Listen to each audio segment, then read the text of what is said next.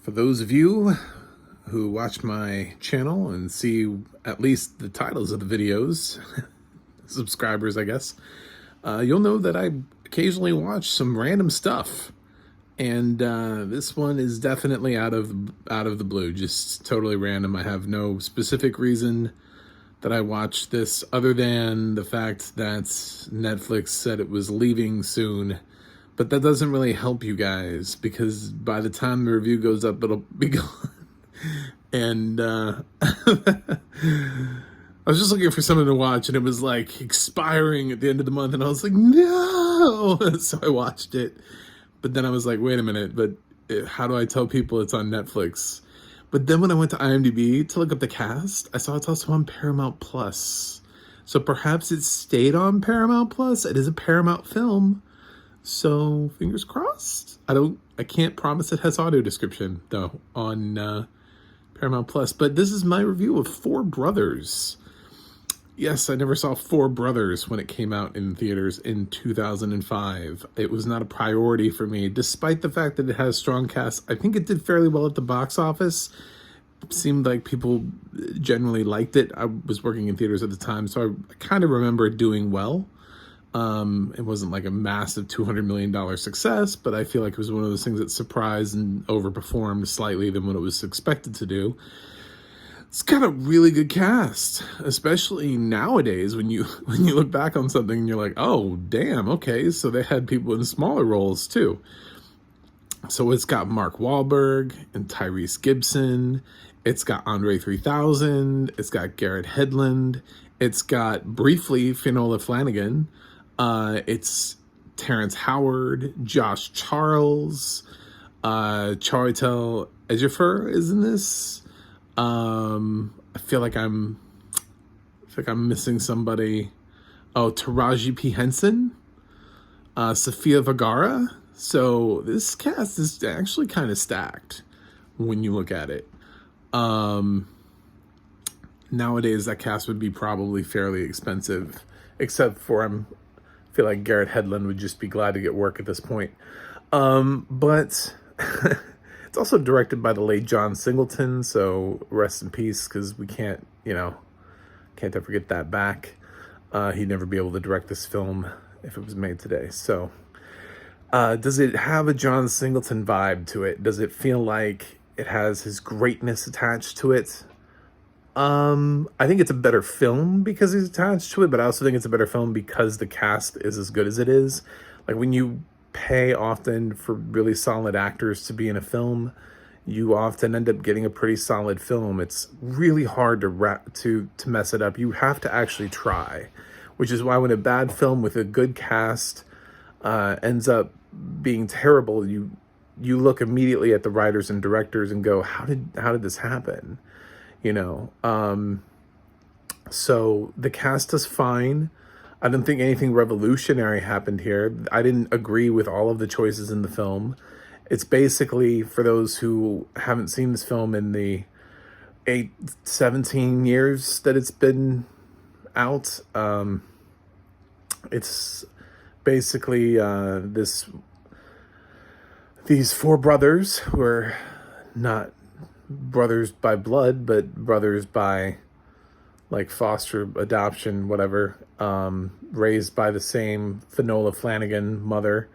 They come back into town after their mother is killed in this weird robbery thing, and they've all sort of lived these very different lives.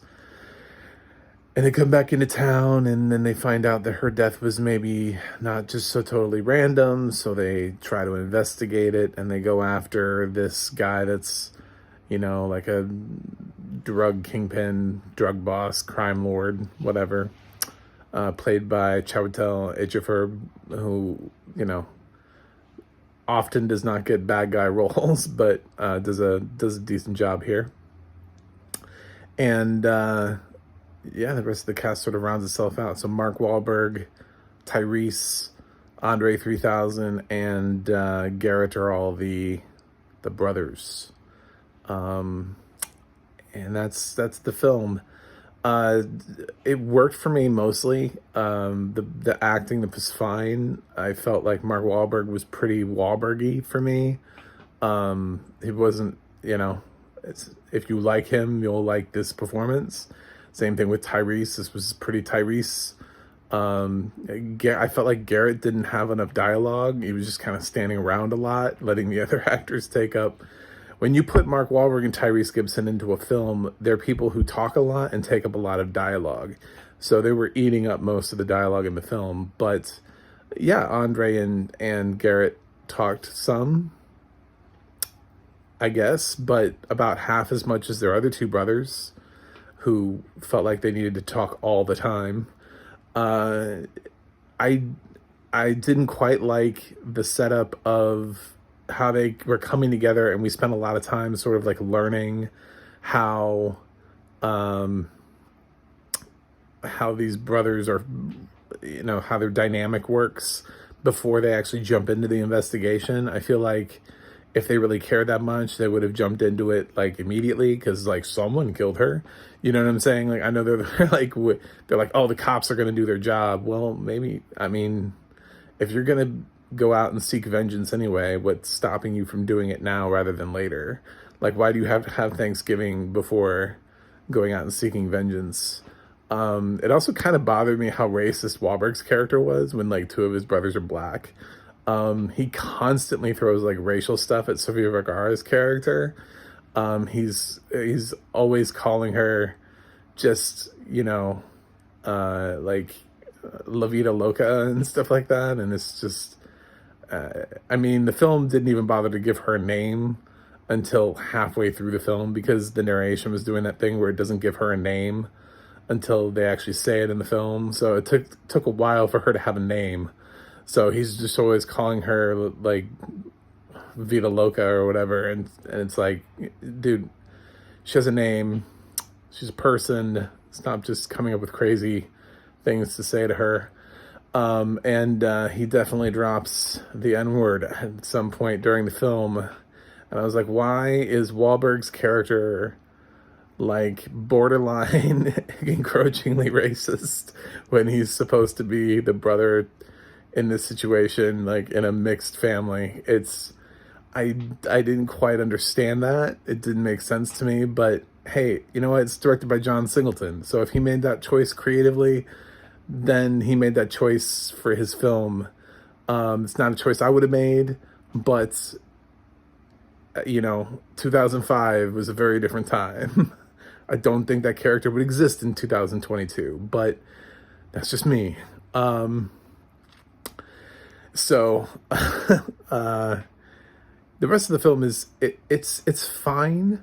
It gets kind of silly. I I don't know. It was good, not great.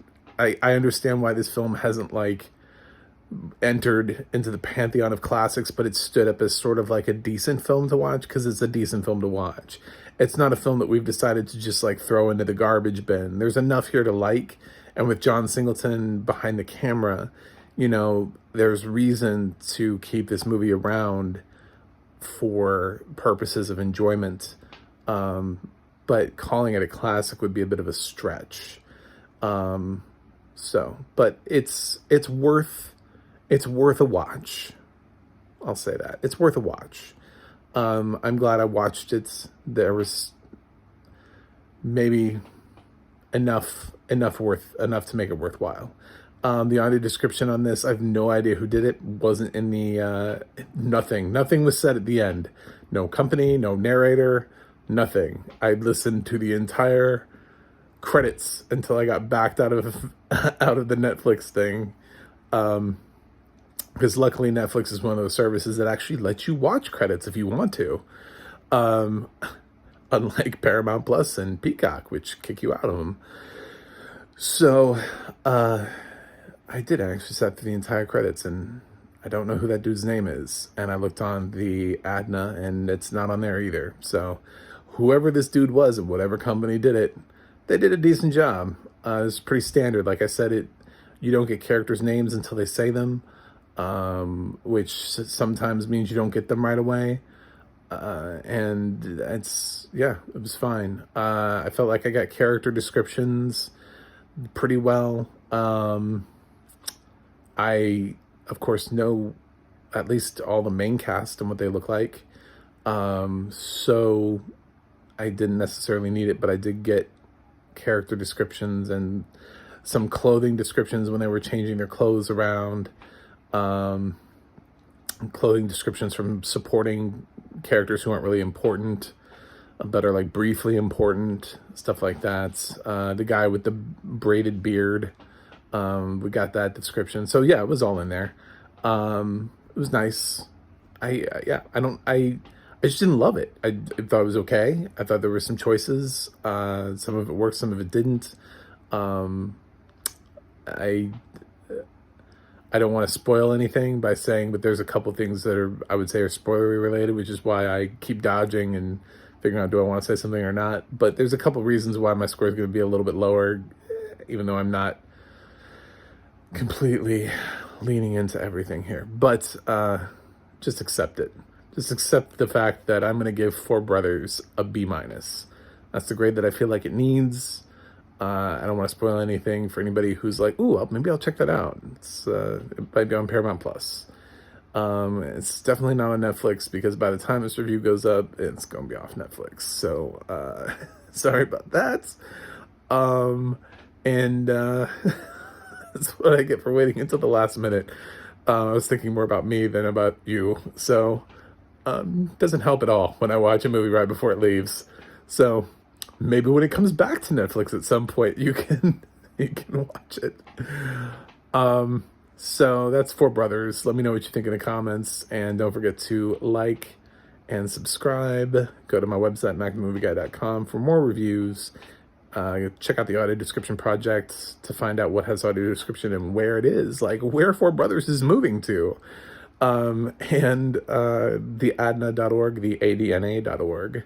It's not going to work for this film, but it works for other films. I did check, so it's not on there. That's it.